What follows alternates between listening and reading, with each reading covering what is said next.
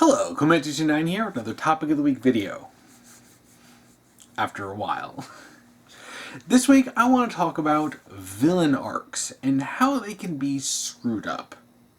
This week's topic was submitted by fullysowerewolf, and their topic is: after watching your take on redemption arcs, I'd like to know what your thoughts are on its more controversial opposite, the villain descent/fall arc, are.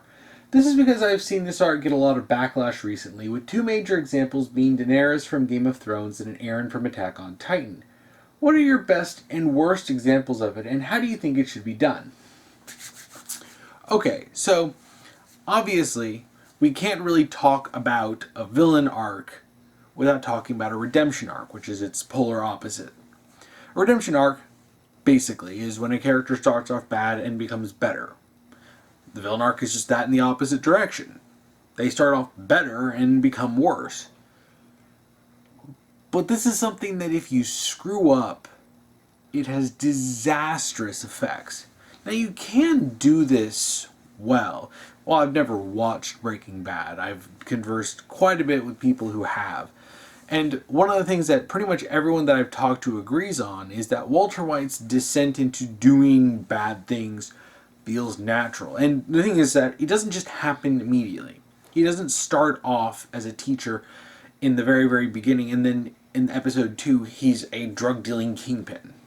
There's a progression to this, and it's part of the story. When you plan out a character's arc with intention from the very start to make them a villain, it becomes way easier to write it in a natural way for them to become a bad guy. You can start a character out with flaws, like Walter White's pride, that may not seem as big of a deal at first, but over time it becomes worse and worse, to the point where they become a terrible person. And when you go into Breaking Bad, you understand that that's the case. It's about a man going on a downward moral spiral. I mean, it's called Breaking Bad, not Fixing Good. I'm not really as interested in those types of stories, but if you do it well, you can still be objectively good, even if I don't personally care for that. That's really subjective for me, personally. But when you mess this up, you can make everyone angry. Daenerys is a great example of this, simply because, oh my gosh, she is so bad in season 8. Dany kind of forgot about the Iron Fleet. Will you shut up? Hey. Shut the hell up. Shut up! Skylar, shut up! please Shut up! stop. Shut up! Shut up! Shut up! Shut up! So while I never watched Game of Thrones, season 8 made a lot of people talk quite a bit about why Daenerys becoming a complete crazy psycho-genocidal villain at the end didn't make any sense. And it can be boiled down to it was forced. A lot of people have talked about how they don't mind the idea of Daenerys becoming a villain. They don't mind the idea that she could become more power hungry, more violent, and do horrible things. Because her character could go in that direction. Feasibly, you could have a story arc where she becomes a tyrannical villain. Or you could have a story where she becomes a better person. It's not so much the idea that Daenerys became a bad guy, and more so the execution. Especially because, with the way that season 8 is done, it's absolutely bonkers.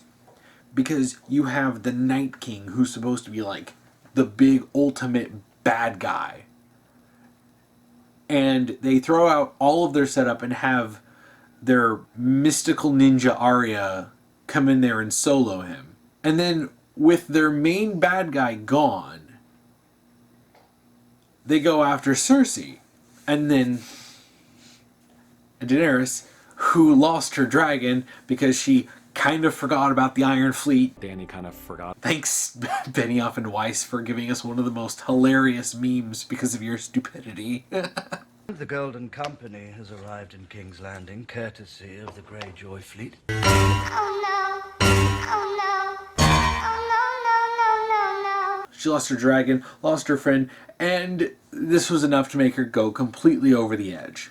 And it's just not satisfying.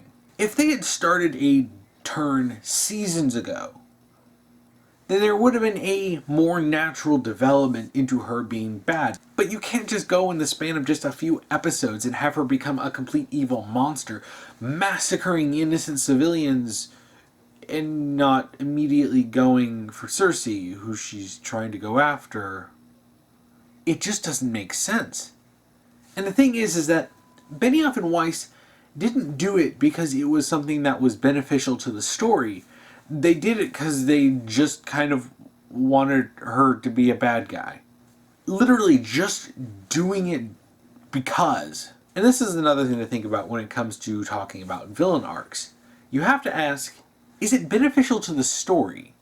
Does it actually add anything?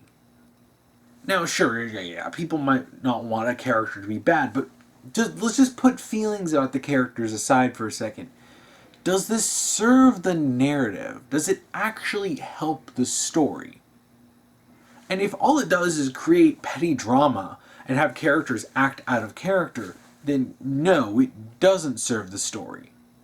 If you already have multiple other villains, especially when it comes to the Game of Thrones, you had Cersei and you had the Night King. The Night King should be like the ultimate main final boss, but he's not for some reason. Like, why would you do it other than, well, we want to?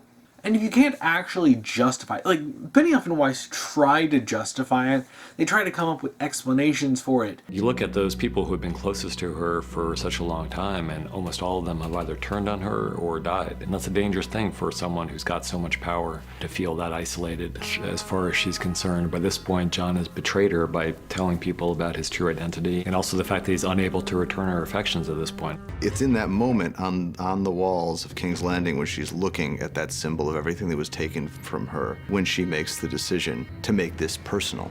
But none of it works.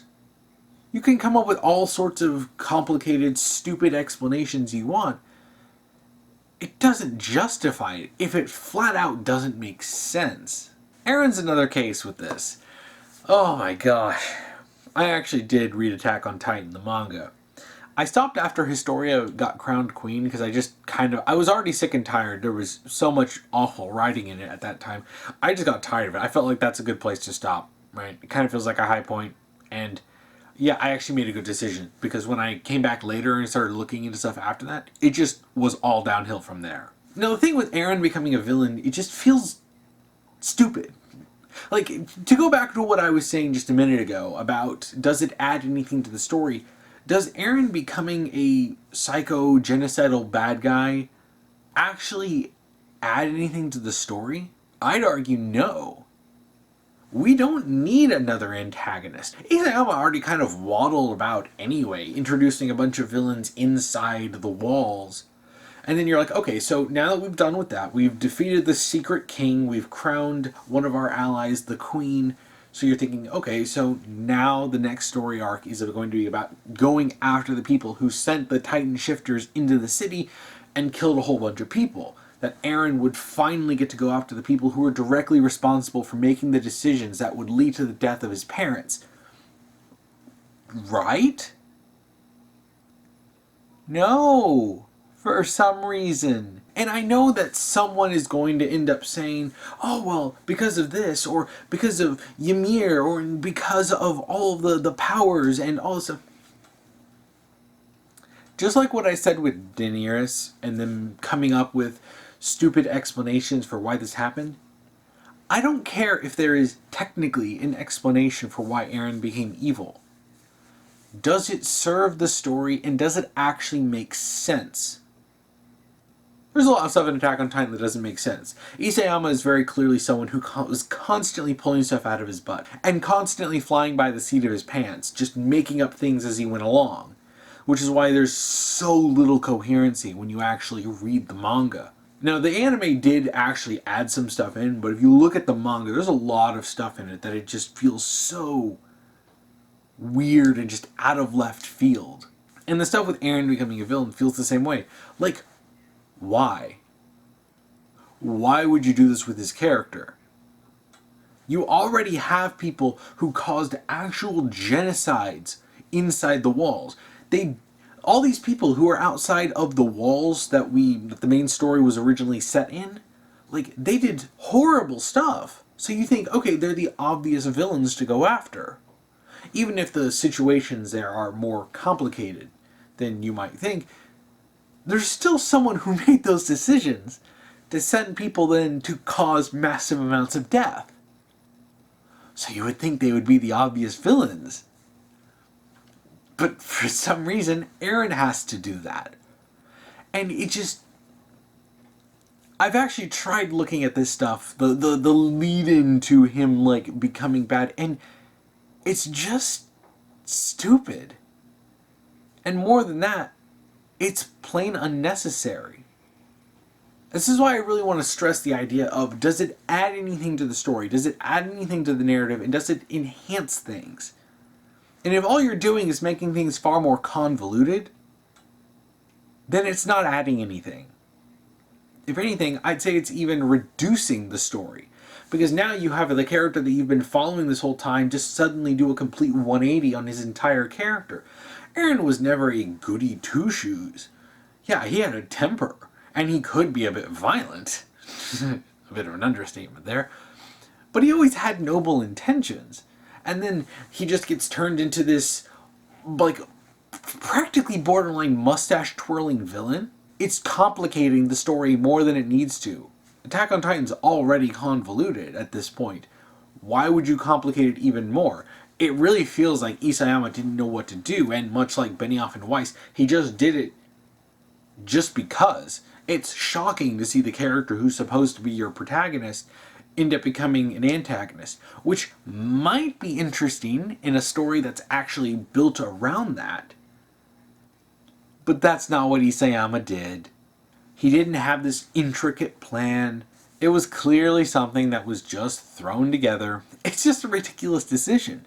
And it's why a lot of people are mixed, and while there are a lot of people who defended Attack on Titan, less so after the finale. I actually did a video talking about people's reaction to the finale. And it was a dumpster fire. But there are still people who will try to defend it, and it really fundamentally does not add anything. It's just like Daenerys in Game of Thrones, and it's just as convoluted. It's just you got to see that insanity for more than just a single season. So while the topic came with two great examples of bad villain arcs, I'll introduce another one myself. Ward in the show Agents of S.H.I.E.L.D. was introduced as sort of your typical S.H.I.E.L.D. agent. He's kind of generic in a lot of ways, but he's fine. He serves his purpose. He's there to be a typical agent working for Coulson. Alright. Strategic Homeland Intervention, Enforcement, and Logistics Division. And what does that mean to you? Means someone really wanted our initials to spell out S.H.I.E.L.D. But whenever... Okay, Agents of S.H.I.E.L.D. ended up being a total mess. But in the Winter Soldier tie-in episode, because Agents of S.H.I.E.L.D. tied into a lot of MCU movies, and Winter Soldier completely obliterated S.H.I.E.L.D., it kind of had some big effects on a show called Agents of S.H.I.E.L.D. Yeah, there's a lot that went on in that episode. But in the end, it's revealed that Ward was actually evil the entire time. And at that point, his character completely 180s. And he goes from being, like, kind of a dude to just super evil. And afterwards, they try to justify it. But just like Daenerys and just like Eren, these explanations are not good enough. Because it fundamentally doesn't make sense. Because it feels like they just needed a bad guy in that situation, and they're like, let's just throw a dart. Oop, it landed on Ward. I guess he's evil now. So to sum it all up, a bad villain arc is just like a bad redemption arc, where it's just not earned. Right? Because you can have a character who started off bad, you snap your fingers and all of a sudden they're good. They could have been trying to murder everyone 5 minutes earlier, but then all of a sudden, because the writer decided that they wanted them to be redeemed, all of a sudden they're so much more sympathetic and everyone is cool with them now, and it's not how it works. Failed villain arcs are very much the same. They're not earned. You can't take a character who's good, flip a switch, and then have them be bad. It doesn't matter if you try to come up with explanations after the fact. If you just randomly did it for no reason, there's no way you can really make that work. Now, to talk about this being done better, One of my favorite examples is going to be Metal Gear Solid 3. Now, as I mentioned before, I'm not really a fan of this idea. I really don't like seeing characters just become worse. I guess it can make sense, but that's not really something that I feel interested in watching. However, there is a specific version of this that I actually do quite like. It's what's referred to as the Start of Darkness. It's prequel stories that would feature a character that would end up becoming an antagonist before they became that antagonist. So you get to see their start of darkness and how they became a bad guy. One of the best examples of this is Metal Gear Solid 3. Metal Gear Solid 3 is a prequel to the other Metal Gear games, and it focuses on the character of Naked Snake, who would go on to become Big Boss, the villain in the original Metal Gear game. So you're thinking, oh, okay, so this is going to show how he became that violent, despotic warlord in the original games. But when you're introduced to Snake in Metal Gear Solid 3, he's kind of a funny guy. He's got a sense of humor. He loves messing around with guns. 45, huh?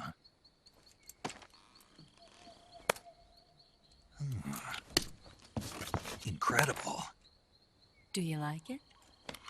The feeding ramp is polished to a mirror sheen. The slide's been reinforced, and the interlock with the frame is tightened for added precision.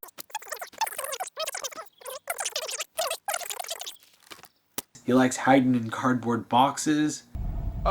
Snake, what are you doing? I'm in a box. A cardboard box? Why are you... I don't know, I was just looking at it, and suddenly I got this irresistible urge to get inside. No, not just an urge. More than that. It was my destiny to be here, in the box. He's afraid of vampires. Come on, I don't want to hear this. And there, standing before Renfield in human form was... Dracula! Exactly!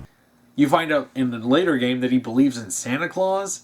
What I do know is that NORAD tracks Santa Claus on its radar. Nice one. I didn't know you were a comedian, too. He's real, I tell ya. He used to bring me presents and... And you're thinking, this guy seems kind of like a goofball. But over the course of the story, he gets broken down, and by the end, he's just left a complete husk of who he was. It's a really depressing story, but it makes sense that it's depressing. This is the story of how a guy who wasn't all that bad to begin with would end up becoming a horrible warlord. A guy who wanted to plunge the entire world into constant, never-ending war. So it makes sense that he would be going through a bunch of events that would be very, very hard on him. The fact that he had to kill someone who he was very close to, only to find out that the entire situation could have been avoided if there weren't corrupt politicians in charge. And it leaves him totally broken by the end. And yeah, it makes sense. It's the start of what would eventually become an evil man. It's a great story, and it's fascinating to see that, yes, even someone like Snake, who starts off as a good guy, could have his entire world shattered, his spirit broken, and this would eventually lead him to taking drastic actions to plunge the world into war. You would even go on to see some more of this, mainly in Peace Walker, because in Peace Walker, it seems a little deceptive at first, because you think, okay, so he's being the hero, but then you realize he's joining up with a bunch of violent revolutionaries. He's allowing child soldiers, which is something that Big Boss did in the original Metal Gear games. Listen to me, Chico. You died here today. You understand? You're hombre nuevo. A new man. Now, give that new life to me. And he starts his own military company that will do anything and fight anyone and kill anyone. We are soldiers without borders, our purpose defined by the era we live in. We will sometimes have to sell ourselves and services. If the times demand it, we'll be revolutionaries, criminals, terrorists, and yes, we may all be headed straight to hell. But what better place for us than this? And you're thinking, oh yeah, this guy's the villain. Just because he happens to save the world doesn't mean he's not a bad guy. So yeah, I really don't mind prequel stories that actually show how a villain from an original story got their start. In fact, I think that's the best way to show a villain arc. To actually go back and say, yeah, this character who you already know is a villain, this is how they became that villain. Now, another example of this very idea, which this may be a little controversial, but it's Anakin in the Star Wars prequels. Why you pulling me? I'm right. Now, we already know that Anakin is Darth Vader, right? Those movies came out decades earlier. We know that Darth Vader is a bad dude. But when you're introduced to Anakin in The Phantom Menace, he's an innocent kid. And some people have an issue with that because they just wanted him to just be this very dark person from the very beginning, and that misses the point. Because Anakin had love. Anakin had children. And the love of his son in the original movies was enough to turn him back from the dark side. Which, in the world of Star Wars, the dark side is an actual, corrupting force. We know about this. So Vader's love for his son pulled him away from that, even if it cost him his life. So obviously Anakin isn't this guy who has never been good and he's always been evil. There has to be some good in him if he could be redeemed in the first place. I was once a Jedi Knight, the same as your father. I wish I'd known him. He was the best star pilot in the galaxy. And a cunning warrior. And he was a good friend. And the prequels show us that, yes, when he was a kid, he was a nice guy. But he also had a lot of talent. And as we see in Attack of the Clones, that talent has spent 10 years building up into an ego. Don't get me wrong. Obi-Wan is a great mentor. As wise as Master Yoda and as powerful as Master Windu. I am truly thankful to be his apprentice. In some ways. A lot of ways. I'm really ahead of him. So now he's starting to think he's all that. You get to see him being cocky and smug and thinking he's better than everyone else. He's still not a bad guy, but then we also see him dip into anger and violence and massacre an entire village of Tusken Raiders.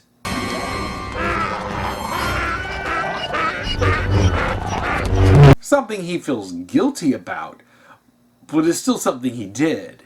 And then we see in Revenge of the Sith that after he's become a war hero during the Clone Wars, we start to see his life crumble as he starts having visions of his wife Padme dying. So it leads him to trusting Palpatine, who has spent 13 years over the course of the prequels grooming Anakin into ultimately becoming a bad guy, by manipulating him and playing things that drive a wedge between Anakin and the other people in his life, like Padme and Obi-Wan.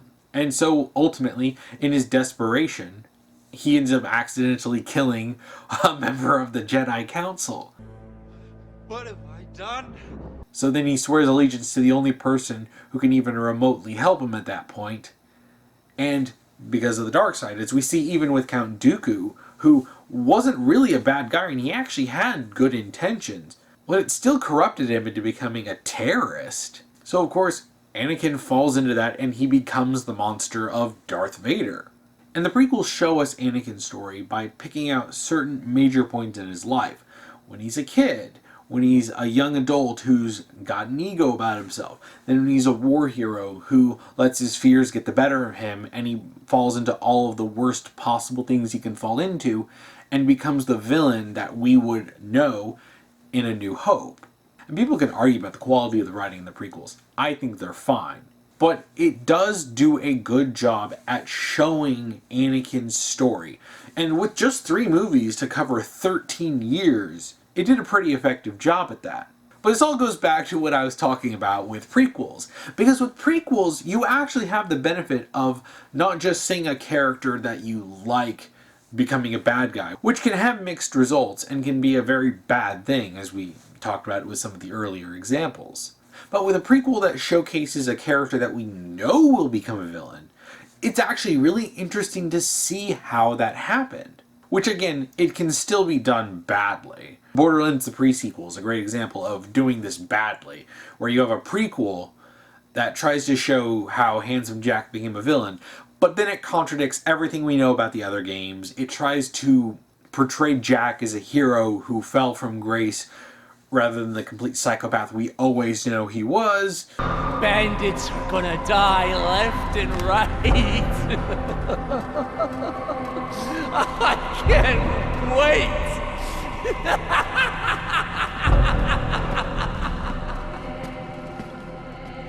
And that is when the hero who saved us on Helios died. I've talked about the pre-sequel before. Terrible game. Pretty much awful in every regard. But in trying to show Handsome Jack's villain arc, it failed. Because you didn't need this complicated story. It tries to, in a lot of ways, whitewash him to create this story where he became a villain. I'm like, well, no, he kind of already was a villain.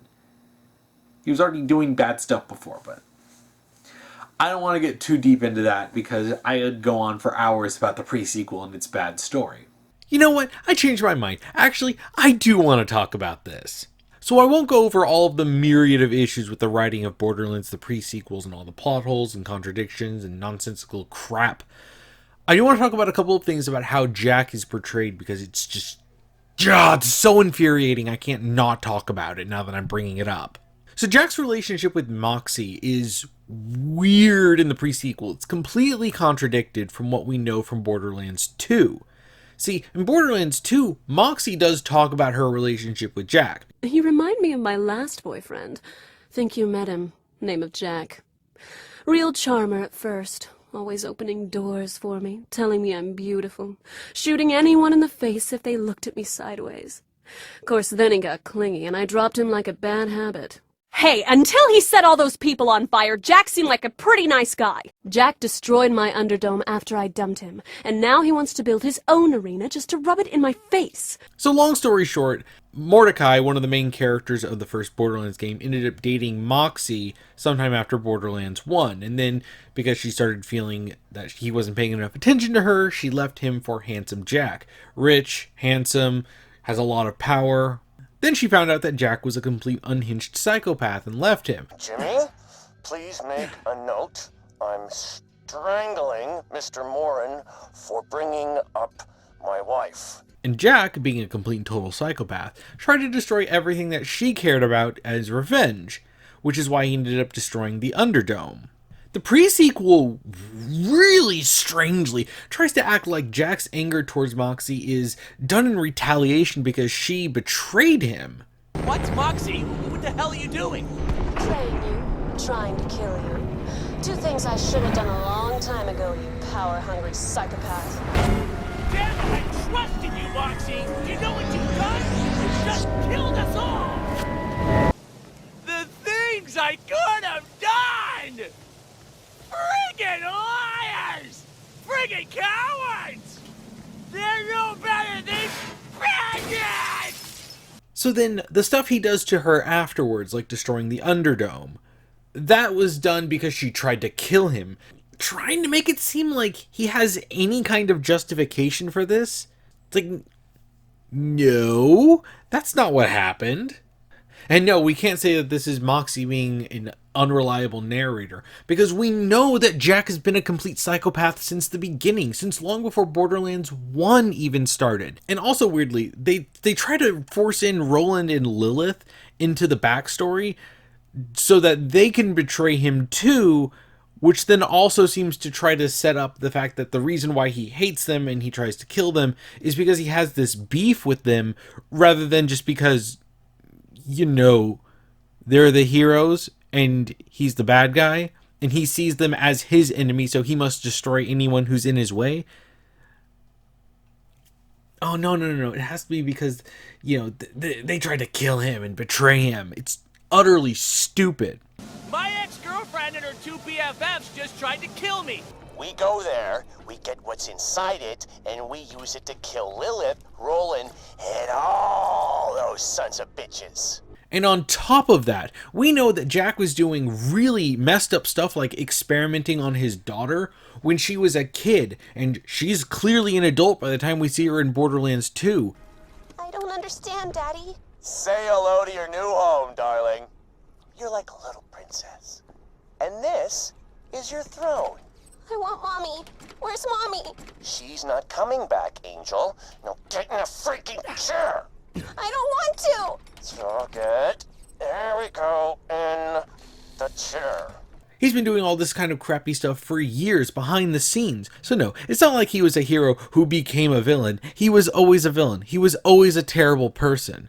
And I do not like how the prequel tries to whitewash him just so they can create this stupid, nonsensical plot that contradicts everything we know from Borderlands 2, just so they can create this, oh, fallen from grace story. It's the epitome of a bad villain arc.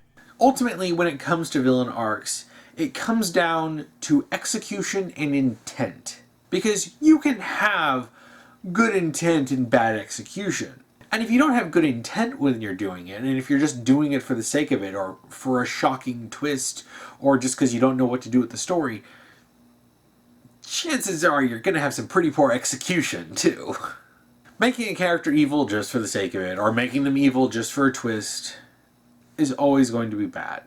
And regardless of this, whether it's an actual ongoing story where you have a character become a villain, or it's a prequel focusing on an established villain and showing how they became that villain, it all comes down to execution. You gotta make it feel natural. You always gotta make it feel natural. Just like with redemption arcs, you gotta put in the work. If you want to make that character become a worse person, you can't just suddenly have them become a worse person. You have to build it up. You have to show some darker aspects of them. You have to show reasons why they would become bad and have it become a natural flow. There has to be a flow. It has to be a natural evolution. There's got to be some degrees of this. There's no doing it fast. You can't just snap your fingers and you can't just give them a magic and say they're bad now. I guess I'll just throw in a last minute version of Wanda in the Multiverse of Madness. You're like, well, she's bad because of an evil book. Okay. Alright. Sit down, Marvel. Just sit down. Stop. Just stop. If it's not natural, it's not going to work. I talked about this with redemption arcs. If you don't put in the work to make a character become better, no one's going to buy that redemption arc. And if you don't put in the work to make a character become worse in a natural way, people aren't going to buy it. So, I think that's about it for today. If you want to support the channel, I have channel memberships that you can check out down below. You can join these fine people here. Channel members will get sneak peek clips of upcoming videos, as well as the uncut versions of videos that I had to edit to get around YouTube's copyright bots. You can also check out my Patreon or my Subscribestar and join these fine people here in supporting the channel. You can join either one for as low as $1 a month, and every bit helps. So if you want to watch last week's topic video, check that out here. If you want to watch next week's topic video, check that out here when I get that done. So what are your thoughts on villain arcs? Do you agree with what I have to say or any of the examples that I gave?